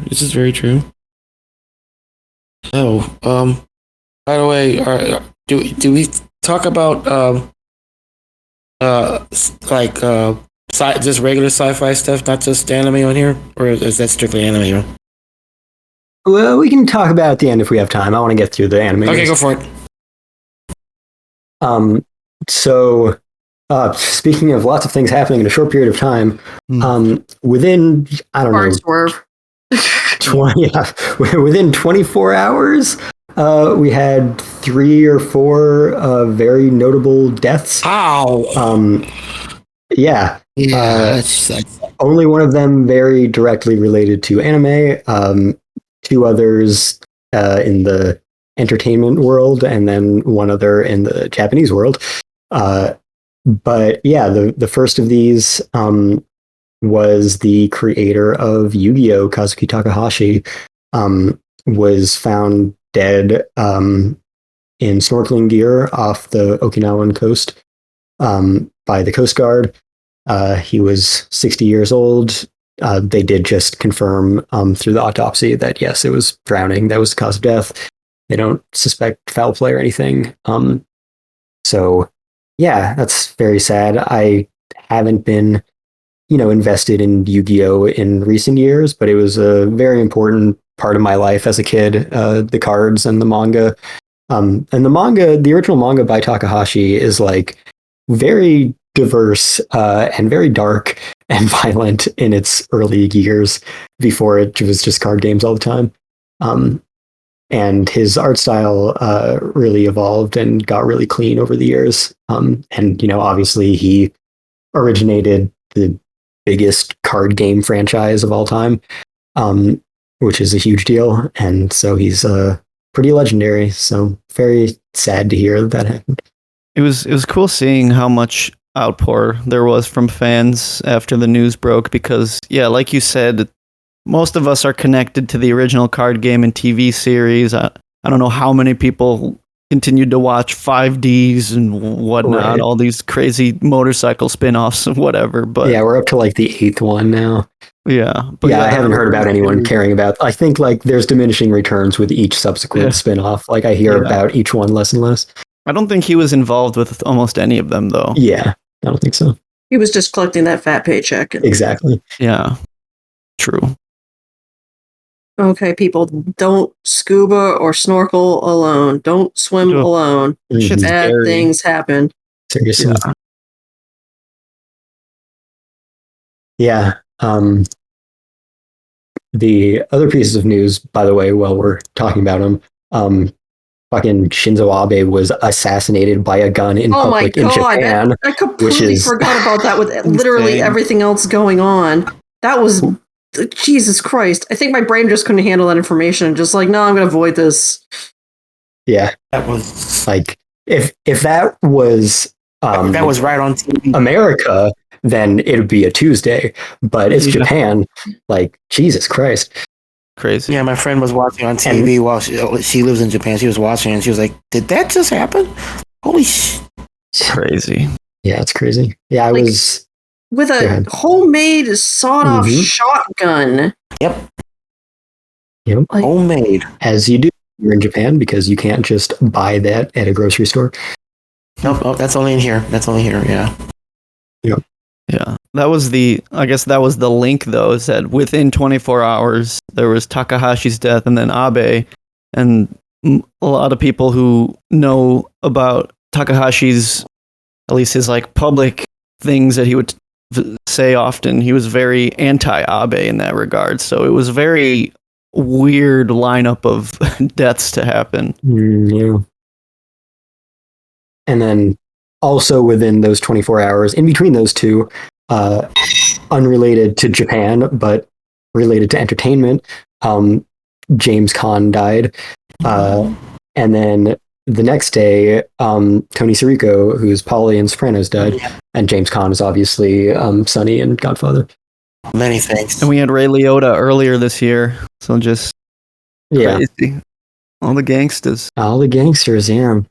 I had just finished watching The Sopranos 2 for the first time Same. by the end of, a couple months ago. Same, yeah. Yeah, so I liked it. it was wild. Yep. And I actually dressed up as Polly for Halloween last year as well. Oh, nice. Yeah. James Caan, I like My to last invitation. think of him for Michael Mann's Thief, which is still one of the most amazing things Michael Mann has ever done.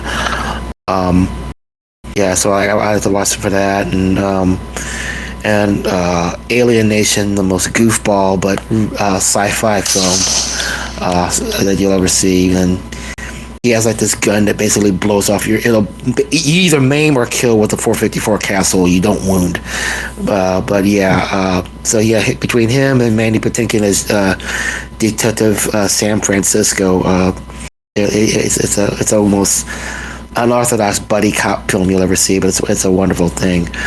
And there's this completely unrealistic Arnold Schwarzenegger movie called Eraser, and James Caan winds up being a villain in it, and even just him just hamming it up a bit against Arnold. He's so much fun. He's just so wonderful to watch. So yeah, hearing that James Caan was gone, I was like, oh man, I kind of felt I was pretty bummed by that one too. I'm not gonna lie. Yeah, I've been very deep into The Godfather rewatches and just fanning out over it for the past few months because it was the 50th anniversary. And so there's been a bunch of celebrations about that. It came back into theaters. It got a 4K Blu-ray. I need to go buy that. It got a drama series about its making called The Offer.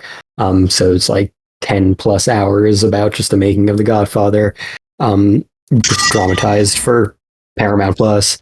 I went to the Paramount studio tour. I'm getting the Academy Museum limited edition vinyl later this year. I'm going to the Godfather live orchestra performance at the Hollywood Bowl. Oh, nice. Later this year. Or no, that's not the Hollywood Bowl. That's at the Dolby Theater.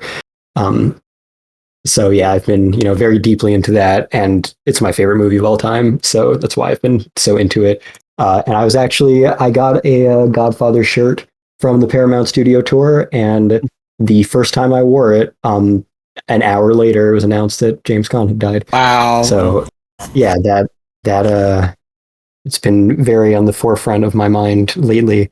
And since it is 50 years old, a lot of people that were involved in it are no longer alive. Dang, who is left? So hopefully, we've got Coppola, Pacino, Keaton, Duvall. I think those are the four big ones I can think of. Talia Shire should still be around, right? Talia Shire. Yeah. Yeah, I think most everybody else is pretty much gone. Oh wow. I guess since this is an anime podcast, ostensibly, and we're talking about James Caan, I should mention that he did voice the bamboo cutter in the dub of The Tale of Princess Kaguya. Really? Okay, now I'm going to have to go back and look at that again. I love that film. Yep. He was the adoptive father of Kaguya. Oh, wow. Crazy character. And speaking of Kaguya, back to some Kaguya-sama War news. That was an amazing segue right there. That was great. Thank you. Yeah, so we got the announcement that there was going to be more anime. We just didn't know what form it would take. So now it has been confirmed that it will be an anime film, which, it has pros and cons. We got that with Demon Slayer, which then got broken up into a TV arc. We got it from Made in Abyss, which was, kind of unique because we've got a new season of Made in Abyss now, but you have to have watched that third movie for it to make any sense. So this might be more along those lines. It was also confirmed that it would get a TV broadcast shortly after its theatrical run. So hopefully that means that Crunchyroll can just, get it over to us as soon as possible, and we won't have to worry about missing out on that. But yeah, it will be the adaptation of the next arc of the manga, which is called the Never Ending First Kiss, which is adorable, and I love it, and I want it now. But yeah, that is confirmed now. So excited to see that. Never ending too much tongue. Yep. Yeah, so that is all the anime news I had. If you had anything else about AX or other nerd news or other things to discuss? Oh, let's see. Well, I woke up this morning. The first thing I did was watch the final episode of Ms. Marvel, and Oh yeah, I haven't gotten to that yet. I just finished work before this recording. oh man, it's different from the comic, but just as adorable. I absolutely love Kamala Khan, and I think Disney did a wonderful job redoing this character, and I can't wait for her to show back up. She's supposed to team up with both Carol Danvers and Monica Rambeau in the Marvels film. So I'm looking forward to all three of them getting together and seeing what they do. And I'm not sure who they're going to fight, but it'll be fun. But yeah, Ms. Marvel just ended today, and I was just like, oh, this kid's adorable. And she's a complete Marvel. Apparently, she's a gigantic Marvel fangirl on top of that, even before joining the cast of the MCU. So it's fun to watch. So yeah, that just ended last week. Star Trek: Strange New Worlds ended, and that's also been a really kick-ass show. As somebody pointed out once, it's one of the few times outside of maybe Discovery that the first season of a Star Trek show didn't suck. And I was like, damn, they're right. It's like, yeah, this and Discovery are the only two times that's happened. But yeah, they're kind of doing small callbacks to the original series and everything, but it's a really, really is a kick-ass show. And there's one episode where we're basically referring to Captain Pike as Captain Harlock. If you watch the show, you'll understand. So yeah, let's see. Stranger Things. I don't know very much about. Apparently, there's been some divide on how people feel about the ending. Man, Thor: Love and Thunder. Massive divide. You either really like it or you really hate it. I've noticed there's no in between on that one. It was alright. People are just like really kind of heel turning on Taika Waititi. Yeah, I noticed, man.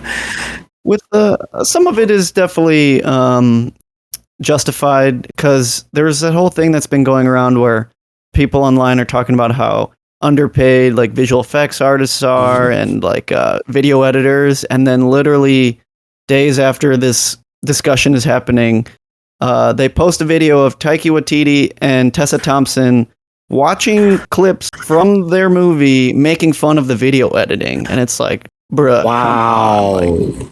How could you do something like that? That's so petty. You're the director. You tell the editor what to do. Yep. Yeah. Like, that's on you, dude. You're at the top of the food chain. Yeah. The editor is just following your instructions at that point, unless you gave them complete like free reign, which that never happens, especially with auteur directors. So yeah, that was pretty cringe. So wait, so somebody edited that together?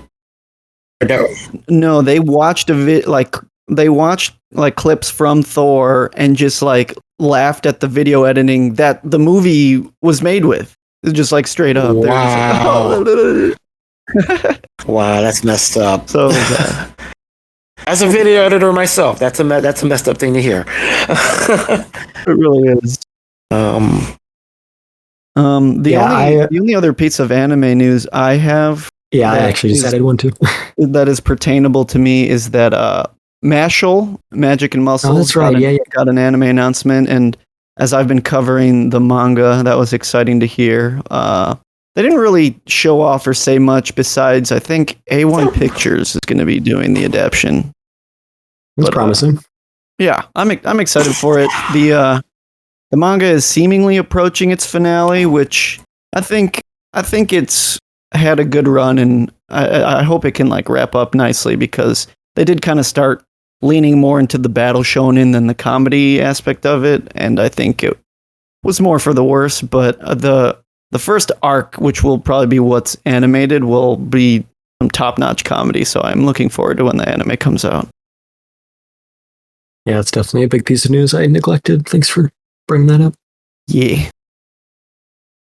Yeah, the other small piece of news that I forgot to mention before, speaking of the Emmy nominees, the Star Wars Visions short, The Duel, did get a nomination. So obviously, Ranking of Kings did not.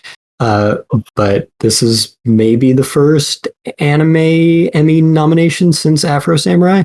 And it's specifically a short by the character designer of Afro Samurai. So apparently he's got the formula. Which one was it? The Duel? It was the first one, the like CG one. Okay. Kamikaze Doga. Kamikaze Doga, Okay. yeah. All right. Yeah, I think those. I was mostly disappointed, but it's definitely an interesting experiment. And like, you can definitely see Trigger being Trigger. And, like Production IG, Kamiyama, his was my favorite of the bunch. The Duel was really great, stylistic, Kamikaze Doga style. There's those two, I think, was Nine Jedi, whatever Kamiyama's was called, and The Duel are definitely the two most worth watching. Some of them are like real rough. Even Imaishi's one, I was like, this isn't good. Like, it's Promare in space with a bunch of Star Wars references. They like literally copy and pasted the character design. Yeah. Promare. Yeah. I guess I could have asked that at the Trigger live drawing because Koyama was there and he did the character designs for both. There are people talking about the twins, which is the Star Wars Vision short that they did, or they Trigger did too, but Imaishi and Koyama did the twins. But yeah, I don't know if, because I mean they pick on themselves already with like Gallo just being Kamina again. There's a lot of that. Like at the Otakon screening of Promare, they were like, I don't understand why everyone thinks that Gallo looks so much like Kamina. Kamina wore sandals. They're totally different characters.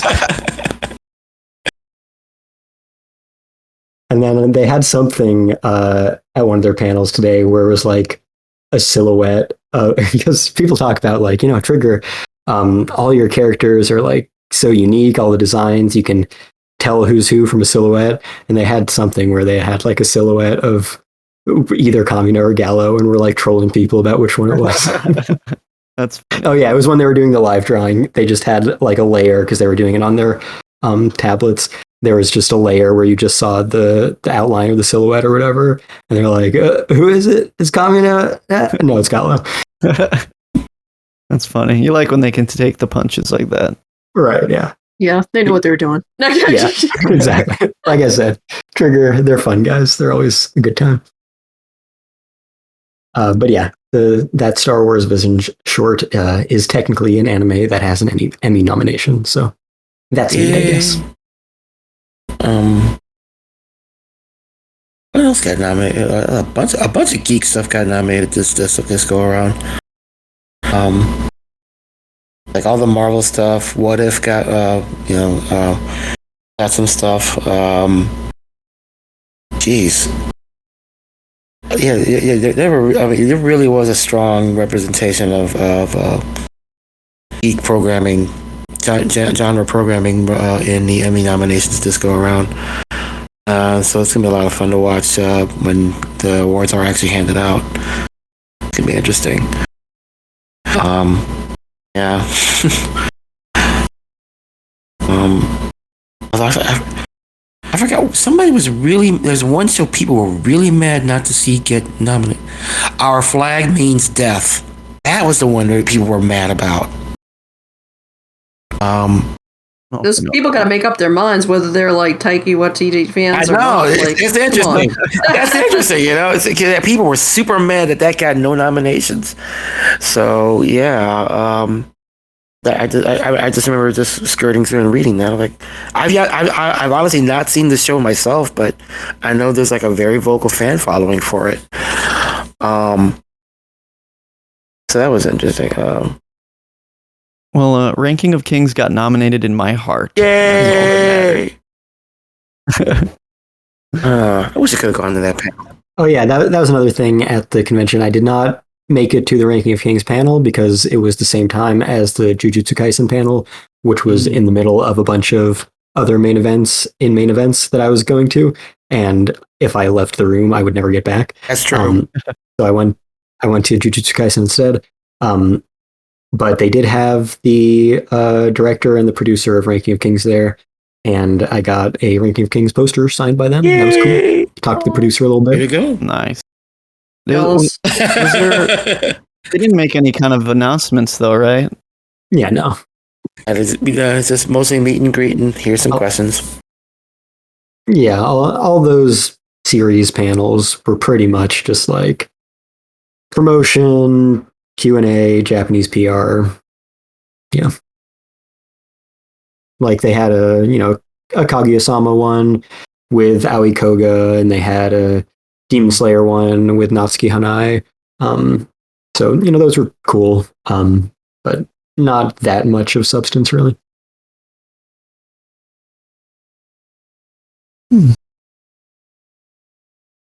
All right. Well, we're pushing we're almost at the 2-hour mark. So, where does time go? What is time? Any last things? Any last remotely related to AX that anybody wants to say? Nah. I didn't get COVID. Thank you, God. Oh, that was what I meant. I was going to ask you guys at the very beginning. It's like, did you guys survive? Did you make it? Those East Coast antibodies kicking Oh in my for God. y'all. And I haven't actually tested since then, so I guess I probably should, but I haven't been sick or anything. yeah, You're just one of those like, I'm carrying this, but I don't know I'm carrying it. That could be anybody. today's my first day that I'm actually eligible to get a second booster shot. Thank you. There you go. So, I should check on that for me. Oh yeah, I didn't even realize they were doing second. oh ones. yeah. And I'm older and everything, and I gotta take care of an older one. So it's like okay, I'll go see about trying to get one. And then they're telling me, no, you can't go and get one until XYZ date. And I'm like, really? So I was honestly nervous walking around, being around people. But on the other hand, I had a Voltron mask and a Macross mask too. I test out, so tested the heck out of those. And hey, in that and the boosters that I already had, things went okay. Thank you, Lord. I'm glad that everybody survived. Yeah. I like to imagine that during one of the panels where they announced all the Macross stuff, Darius was wearing his Voltron mask on the outside, and then they make the announcement, and he just rips it off to reveal his Macross mask. I actually got compliments for it, man. I actually did. And actually, I came home and there's a bunch of anime sitting there that from 2 different Bright Stuff orders, and I'm like, how the hell did this all come from? Okay, and Yeah, my right stiff order from December finally. yay. I saw your post about Most that. I of was it. like, wow, December. I'm all like, hey, I'm still missing 2 items from the order, but most of the rest of it shipped. So, Oh man. Yeah, my favorite part was the Right Stuff shipped like, I don't know, 8 of my outstanding orders together as I was moving, Oh damn. and they couldn't update the address on them because they were so close to shipping, and the mail forwarding apparently doesn't work with media mail. Oh no. Oh, no. So all this shit got delivered to my old house 3,000 miles away, and I had to get my friend to just like drive over there and pick it up before the owners check their mail, and pay like $16 to ship it to me. God. Oh wow. At least that worked out for you getting the. Yeah. Oh, rescue my Blu-rays, man. Yeah. All right, we should start wrapping this up. Does anybody have any recommendations? Otherwise, we can plug projects we're working on. We always have recommendations, Kate. I will Sometimes. recommend a couple of things that I actually did get in the mail. I got the steelbook version of Cyber City 808 from Discotech, and they kept saying, well, it was going to look better than the Blu-ray that they put out, and they were right. This is very nice work. They went and got the original film negatives, and Yoshiaki Kawajiri helped work on this thing, and it looks better than ever. I'm not even gonna lie. So if you got the Blu-ray, give it to a best friend, like I did. I gave it to him for his birthday. Here you go, and go grab this one. And also, I popped in the Bell 4K that I got, and if the G Kids one looks as good as this one, I think people will be in for a real treat. I'm happy I got this one. If the G Kids one even bothers to change out the logo. Although this one does have one thing that apparently the G Kids one apparently doesn't have. It's got a soundtrack CD with it.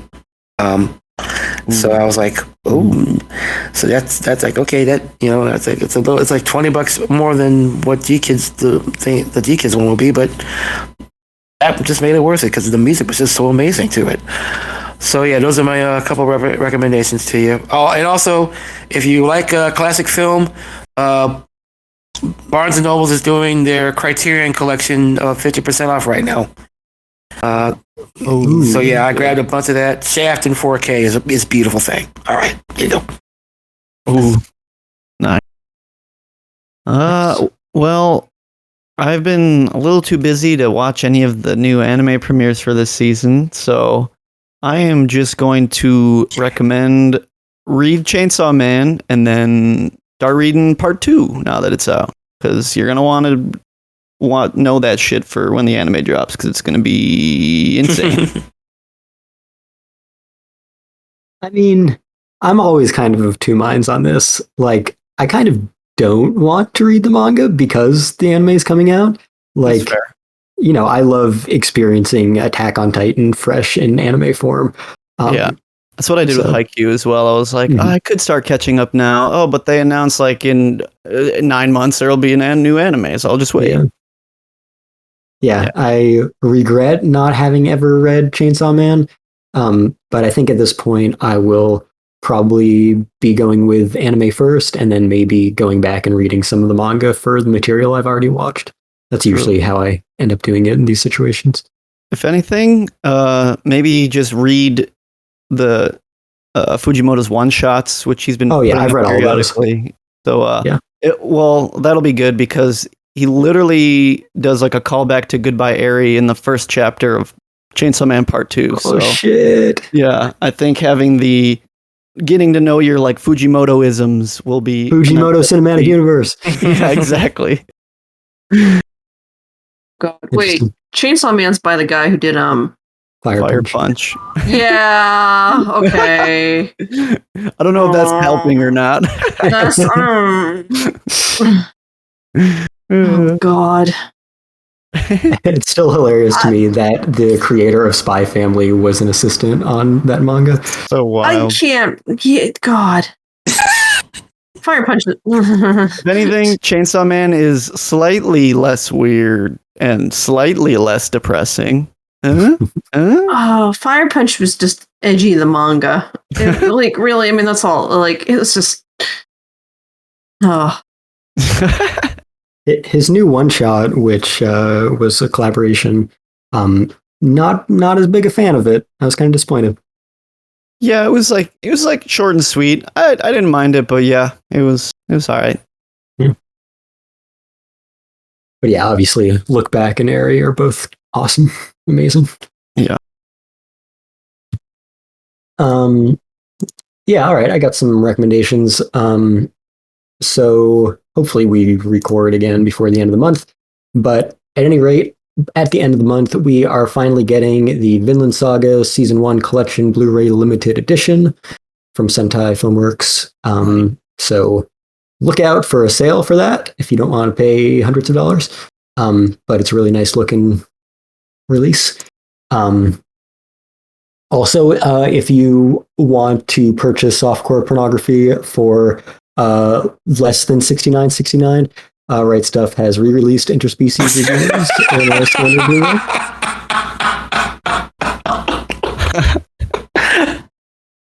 Sorry. I like that you mentioned that. Sorry. Can you... Nicely. Were you saying something, Brandon? Oh, I was just I was thinking about actually getting that for a friend. So Nice. yeah, I'm glad to hear that they're gonna restock.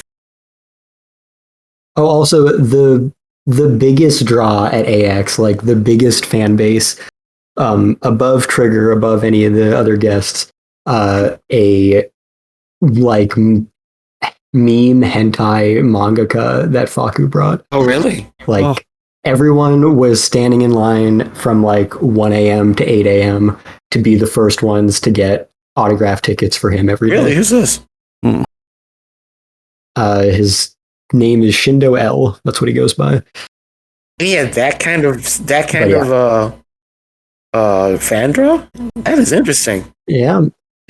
People like porn, and apparently one or two of his properties are like big Reddit memes. So I think it's probably half and half, people who like the content and just meme about it. I saw a dude with a Faku t-shirt at the Kinokuniya like a week or two ago. So Nice.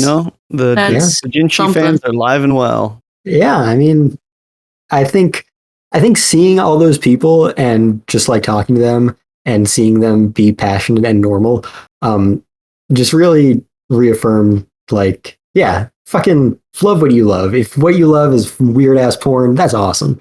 That is just as good as anything else. No king You do shaming you. here. Hell yeah.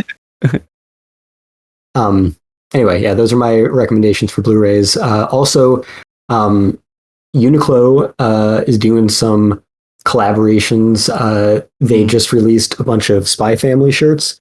The one really hilarious Anya shirt that everyone wants sold out immediately. So if you can find one of those in your local Uniqlo, definitely get that. But the other three are pretty neat as well. They also just launched a bunch of Gundam shirts, and they're going to be releasing a bunch of One Piece shirts pretty soon as well as cross promotion with Film Red. Oh, by the way, that was like the biggest thing at Anime Expo. The panel, again, unsubstantial, but the dealer's room and just like One Piece promotion everywhere was the hugest shit. Like there was a Luffy that was like, I don't know how many feet tall was that? Oh god, I think it was about 12, 15 feet. It was a very huge display. Oh, it had to be more than that. It had to be like 20, 30 feet tall. Okay. Are you talking about the thing in the dealer's room, or are you saying in the lobby? In the thing? Yeah, okay, bad thing. My bad. Yeah, you're right. That thing's huge. I know what you're talking about. Yeah, you couldn't miss it. Yeah, cause I thought you were talking about the pirate shit that was like the first thing you ran into the dealer's room. Oh yeah. Yeah, sorry, I didn't mention the dealer's room because the dealer's room was completely covered with One Piece stuff. Bandai Namco was front and center with tons of huge promotional stuff. The Gundam base was that huge thing. And there was this giant Dragon Ball display. I'm gonna get that video made and I'll let y'all see it and everything. But there was this really cool Dragon Ball display by the Toei booth, as well as a Digimon display. It was really cool. And I really don't. There was something about some gal wearing purple and black, and I'm not sure what she was supposed to be representing. But like you just, I'm in a VTubers because I know there was a big VTuber panel. Yeah, it was a statue. It was a statue of some sort. It was kind of high up off the ground in the exhibit room. Do you remember where it was?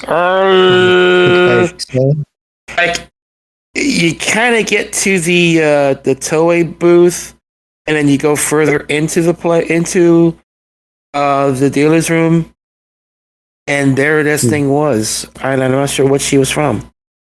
Can't remember. But yeah, anyway, lots of big One Piece promotion with Film Red and everything else coming out. Odyssey, the new game that Bandai Namco is promoting the hell out of. Another big thing. But yeah.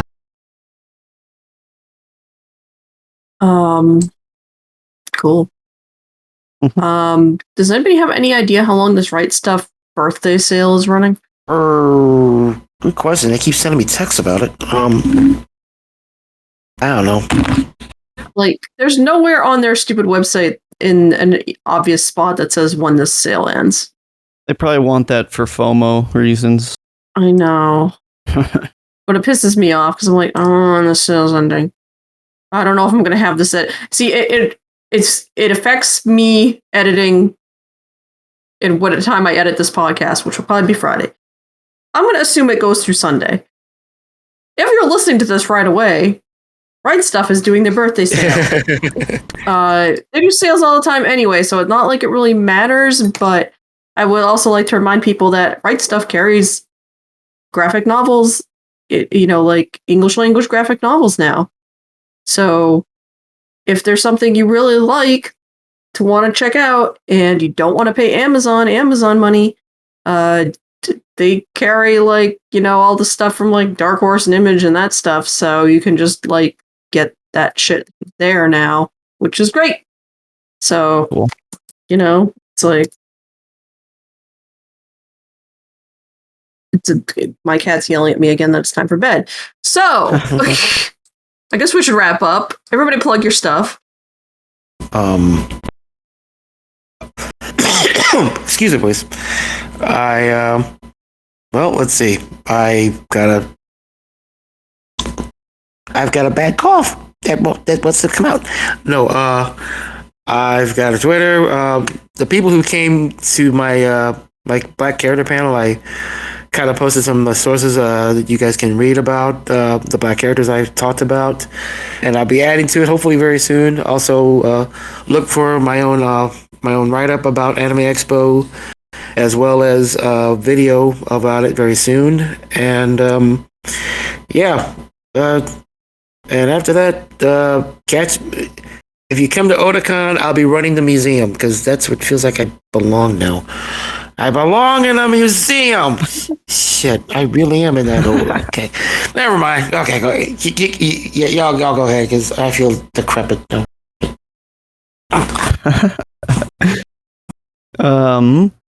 You can find me at Hellshake Brando on the socials, so Twitter, Instagram, YouTube, Twitch, and then I still am writing weekly Mashal reviews over at Fandom Post.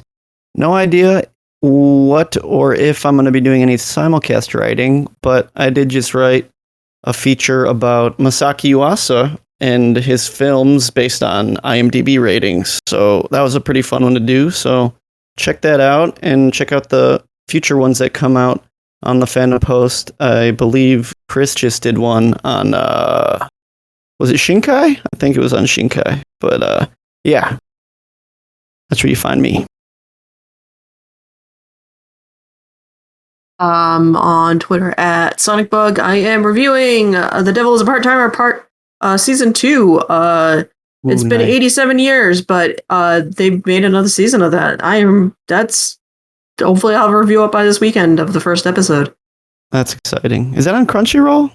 Or yes, and it's supposed to have simuldub. Hopefully it's got the, old cast return, or most of the old cast returning. Since whoever's still in the industry that it wants to be involved still returning for that. So hopefully, nice. hopefully, I hope. It was a very good dub. Guys, what are you talking about? Oh, we lost you for a second. We are plugging ourselves and what we're up to. Castro, where can they find you?